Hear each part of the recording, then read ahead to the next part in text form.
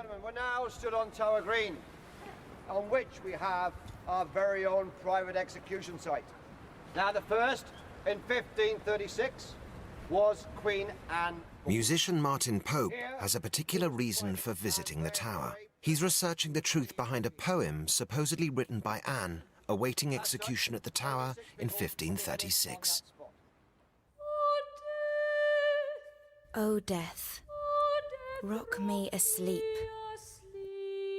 Bring on my quiet rest. Let pass my very guiltless ghost out of my careful breast. Ring out the doleful knell. Let it sound, my death tell. For I must die. To start his investigation into whether the poem really could have been written by Anne Boleyn herself, Martin is visiting parts of the tower traditionally associated with her. Where are we heading off to now, Geoffrey? Well, I thought I'd take the opportunity to show you one of the sights of the Queen's house, the so-called Anne Boleyn bedchamber, which I think you'll be amused by, if nothing else. Oh, lovely. This is it? This is it, indeed. Oh, good. This room, perhaps as the name suggests, is where it's generally believed that Anne Boleyn was imprisoned in the days leading up to her execution at the Tower of London.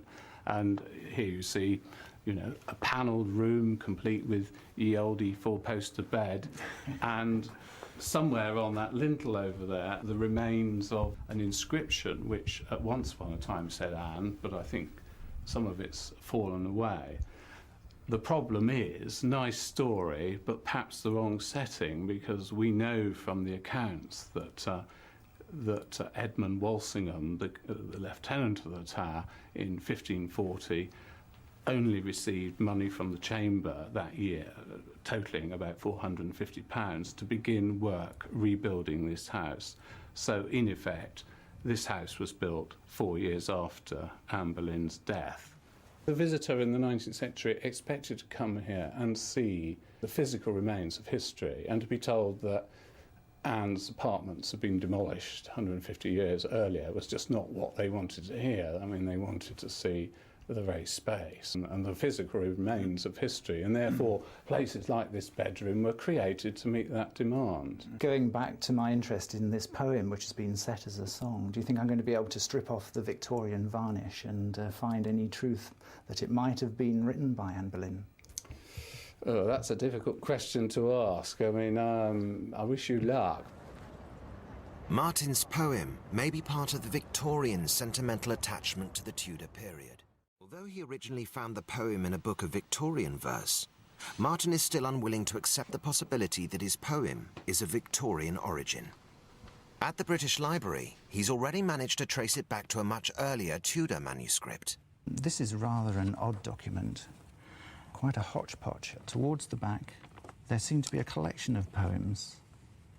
Some of them have got authors put next to them, and I'm looking for O Death. And here it is at the bottom right-hand corner, as clear as a bell, very clear handwriting here. O death, rock me asleep.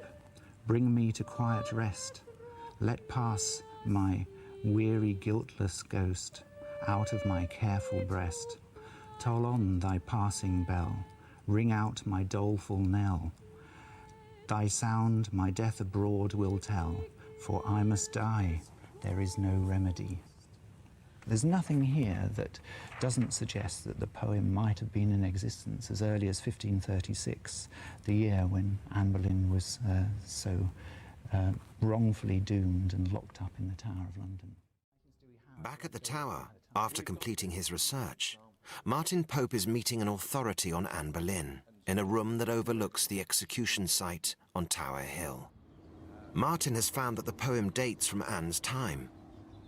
But could it possibly have been written by Anne herself?